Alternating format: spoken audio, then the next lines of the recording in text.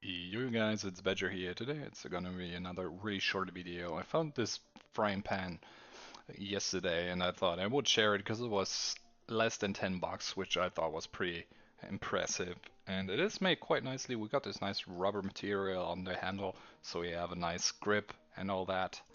And in general, it just felt so nice. And